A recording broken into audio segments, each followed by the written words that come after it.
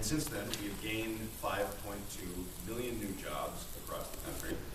The housing market has stabilized. Ford and GM are turning profits. Pell Grants have doubled. We're out of Iraq. And Family Guy cannot write any more jokes about Osama bin Laden because he's not around anymore to write jokes about him. That's why we have to cut to Conway Twitty all the time.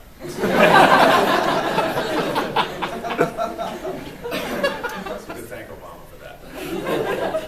We do have a long way to go still. We need to get our troops out of Afghanistan and send them back to their homes. And since Obama repealed Don't Ask, Don't Tell, a major step forward in the name of all Americans being treated equally, we need to send some of our troops back to their fabulously decorated homes. Where we don't need to send our troops is Iran, which seems to be Romney's plan. Although if we do go to war with Iran, I'm glad we have gay soldiers who can slip in undetected because Ahmadinejad doesn't believe they exist. Strategies work very well for Peter Pan and the Lost Boys. We need to fix our broken immigration system and pass the DREAM Act so children who are going to school and obeying the law and maybe even serving this nation can become official, fully documented meatheads like the rest of us. We won't do that joke in a second, please. Mitt opposes the DREAM Act. So what would Mitt Romney say to a little 5-year-old Mexican boy who just arrived in America with the hope of working hard in school and one day serving his community? I guess he'd have to say, "Sorry, Dad, the border's that way." His father. That's sort of. We need to repeal the diabolically named Defense of Marriage Act because it treats millions of Americans like second-class citizens, which is why so many of them are angry on the Bravo network. We need to continue to seriously and meaningfully invest in the energy sources of the future, like wind and solar, as President Obama has done, instead of continuing to rely so heavily on oil, which, let's face it, is a messy substance that pollutes the water below and the air above, and which we're inevitably going to run out of, and soon, no matter how much we drill. It's always baffled me that right next door in our solar system, we have this giant ball of pure raw energy just sitting there. Think about this, just 1 second of the sun's energy output could power the entire United States for, what, 9 million years? You're nodding. 9 million? That's a lot of energy. 9 million. That's in that amount of time you could watch the whole Dark Knight Rises, like from start to finish. Wouldn't it be nice to find a way to harness that energy? I don't understand why conservatives like Mitt Romney resist this kind of thinking. I don't know what these conservatives are conserving by fighting these types of investments. The answer is a few extra bucks for the rich guys. That's it. Now, God forbid a billionaire oilman give up a diamond-plated toilet seat so everyone else can live a little better. Here's excess. Romney owns a dancing horse. I'm not making this up.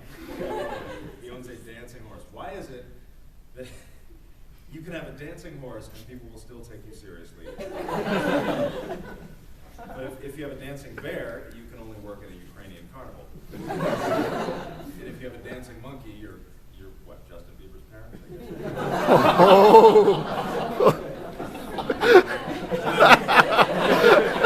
So you're okay, it's safe to laugh.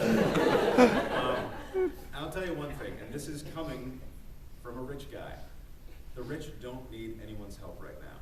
They do not need more tax breaks, which is what Mitt Romney will offer them, dragging us all back down into the same sort of top-down economic structure that got us into this mess during the Bush presidency.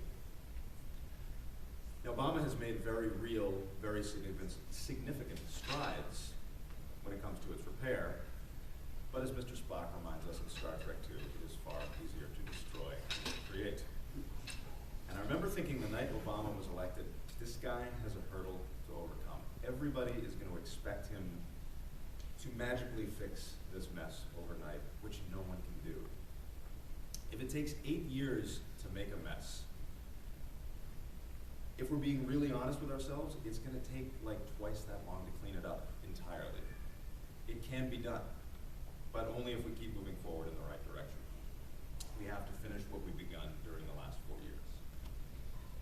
here's something that no one ever brings up.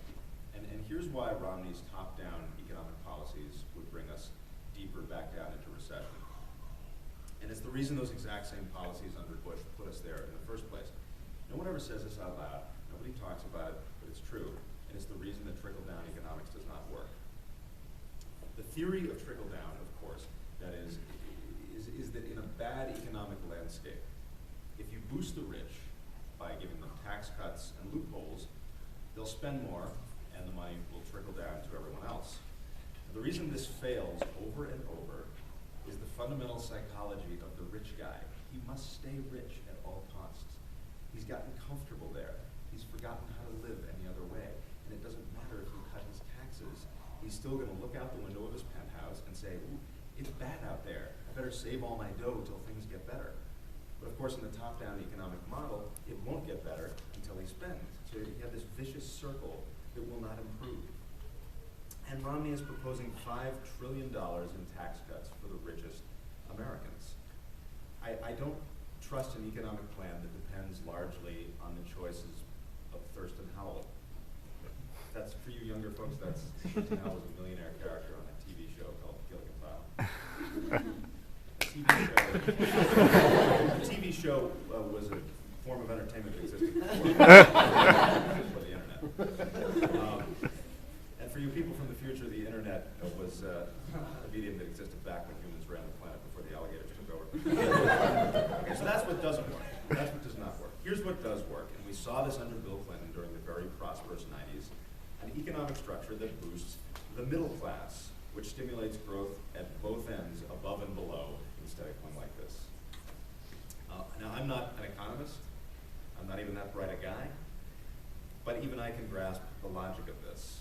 We've already seen this happening under Obama, which is extraordinary given that the economy he inherited was far worse than what Clinton inherited. But we have to finish the job we started or it's not going to work. With Obama, you benefit. With Romney, I benefit. And I promise you, I don't need the help. I live quite comfortably.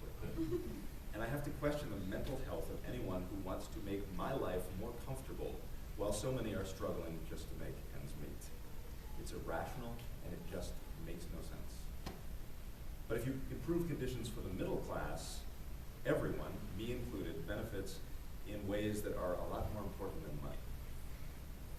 Now, Obama has brought us a long way in terms of jobs, but more jobs are, of course, needed. With Obama, with an economy that works for all of us, we will get those jobs. And Mitt Romney may know how to get rich, but job creation is not his strong suit. And, you know, one more thing is worth pointing out. For all of his billions, he's never actually produced anything that has any social value, anything that makes the world better. And I know another guy who got rich while not creating anything of social value, me. And there's no way I should be president. So do not vote for me. Do not vote for Mitt Romney. Vote for President Barack Obama. And thank you for all of the hard work that you guys are doing here. We really appreciate it. Thank you very much.